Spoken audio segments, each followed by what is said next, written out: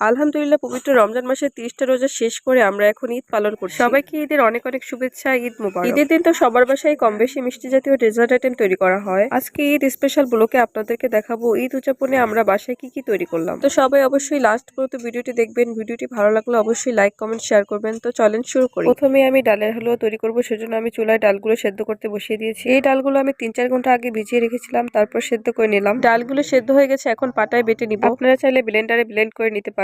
এই ডালগুলো বাটতে বাটতেই মনে পড়ে গেল মায়ের ছোটবেলায় মা আমাদের এভাবে ডাল বেটে হালুয়া তৈরি করে দিতেন। আমরা সবাই অনেক মজা করে খেতাম। আর আজকে আমি মায়ের জন্য হালুয়া তৈরি করছি। ভাবা যায় কতটা বড় হয়ে গেছি আমি। তো যাই হোক, ডালগুলো কিন্তু আমার বাটা শেষ। এখন কড়াইতে একটু ঘি দিয়ে দিলাম। তারপরে বেটে রাখা ডালগুলো কড়াইতে দিয়ে ঘিয়ের সাথে ভালোভাবে ভেজে নিতে হবে। কিছুক্ষণ ডালগুলো ভাজার পর এতে দিয়ে দিব পর্যাপ্ত পরিমাণে চিনি। চিনিটা দিয়ে আবার একটু নেড়েচেড়ে ডালের সাথে মিশিয়ে নিতে হবে। চিনিটা গলে গিয়েছে, এখন এখানে দিয়ে দিব 1 কাপ জাল করে রাখা গরুর দুধ। দুধ চিনির মিশ্রণে হালুয়াটা হয়ে উঠেছে অসাধারণ। দুধটা ভালোভাবে জাল করে মিশিয়ে নিতে হবে। অনেকক্ষণ পাক দেওয়ার পরে হালুয়াটা তৈরি হয়ে গেছে। এখন আমি নামিয়ে নিব। একটা প্লেটে আগে থেকে ঘি ব্রাশ করে নিয়েছি। এখন ওই প্লেটে হালুয়াটা নামিয়ে সেট করে নিব। হালুয়াটা সেট করা হয়ে গেছে, এখন আমি একটা ছুরি দিয়ে লম্বা লম্বা করে কেটে নিব। আপনারা চাইলে অন্য যে কোনো শেপে হালুয়াটা তৈরি করতে পারেন, তবে আমি একটু দোকানের মতো করে হালুয়াটা তৈরি করার চেষ্টা করছি। এভাবে কাটলে দেখতে অনেক সুন্দর লাগে। তো যাই হোক, হালুয়াটা কিন্তু আমার তৈরি করা শেষ। দেখলে তো কত কম সময় হালুয়াটা তৈরি করে ফেললাম। এটা বানানো যেমন সহজ, খেতেও অনেক মজা। তো যাই হোক, প্রথম রেসিপিটা তো তৈরি হয়ে গেল। এবার আমি দ্বিতীয় রেসিপিতে চলে যাব। এখন আমি তৈরি করব পাউরুটি দিয়ে রসমালাই। রসমালাই তৈরি করার জন্য পাউরুটিগুলো আমি ঈদের একদিন আগে বাসায় আনিয়ে রেখেছি, কারণ ঈদের দোকানপাট বন্ধ থাকবে, তাই রুটিটা পাওয়া যাবে না, সেজন্য আগে থেকে আনিয়ে রেখেছি। এখন রুটির সাইডের অংশগুলো আমি চাকু দিয়ে ভালোভাবে কেটে নিলাম। আর এই যে এগুলো দেখছেন, এগুলো কিন্তু ফালানো যাবে না। এগুলো দিয়ে আমি রুটির ভিতরের পুরটা তৈরি করব। এখন কেটে রাখা রুটিগুলো একটা বেলুন দিয়ে পাতলা করে বেলে নিলাম। রুটি তো বেলা শেষ, এখন আমি ভিতরের পুরটা তৈরি করব।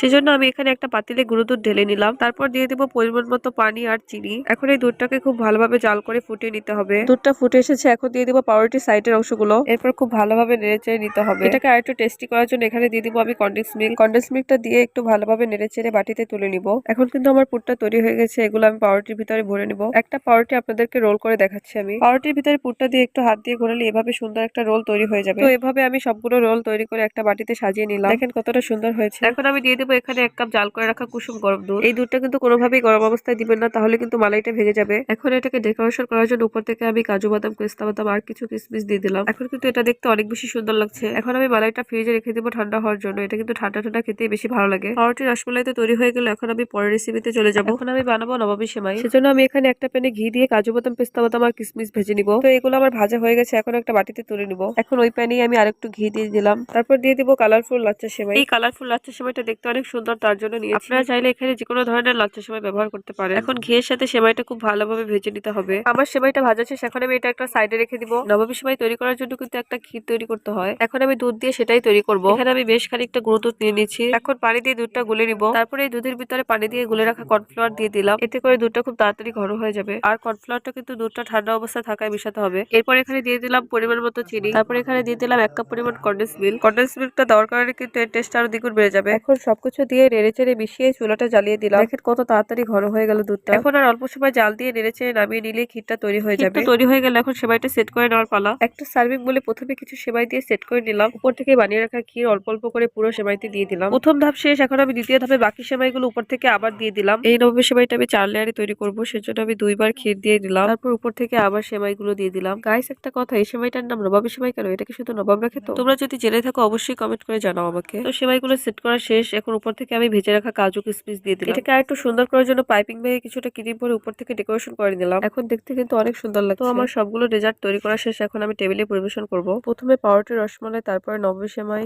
এরপরে বুটের ডালের হালুয়া, যেটা আমি প্রথমেই তৈরি করেছিলাম। এই 3টা ডেজার্ট আমার বানানো। এতক্ষণ তো অনেকগুলো মিষ্টি আইটেম দেখালাম, এখন নিয়ে আসলাম নুডলস। আর এই নুডলসটা আমি বানাইনি, আমার বোন বানিয়েছে। মিষ্টি জাতীয় খাবার খাওয়ার পর কিন্তু নুডলসটা খেতে অনেক বেশি ভালো লাগে। এরপর আমার আম্মুর হাতের বানানো দুধ দিয়ে লাচ্ছা সেমাই, সেটাও নিয়ে আসলাম। এটা খেতে কিন্তু অনেক বেশি ভালো হয়েছে গাইস। তো এই তো গাইস, ঈদে আমার বানানো সবগুলো রেসিপি। এই ডেজার্ট গুলো কিন্তু অতিথি আপ্যায়নে খুবই দরকার। এই ঈদে যাকে আপনি এই ডেজার্ট গুলো খাওয়াবেন, সে তো আপনার একদম ফ্যান হয়ে যাবে। তো গাইস, আজকে এই ব্লগটা কেমন লাগলো অবশ্যই আমাকে কমেন্ট করে জানাবেন। আর ভিডিওটি ভালো লাগলে অবশ্যই একটা লাইক করে দিবেন। আর সবার জন্য শুভকামনা রইল প্রিয়জনের সাথে যেন সুন্দরভাবে ঈদ উদযাপন করতে পারেন। তো আজকে এই পর্যন্ত, সবাই ভালো থাকবেন। আল্লাহ হাফেজ।